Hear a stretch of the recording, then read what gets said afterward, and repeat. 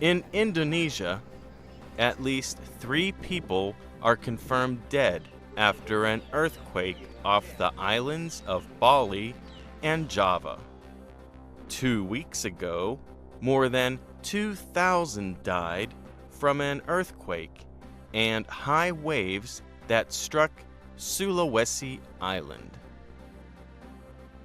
Hurricane Michael becomes the 3rd most powerful storm to strike the mainland United States. It had wind speeds of up to 250 kilometers an hour when it hit western Florida.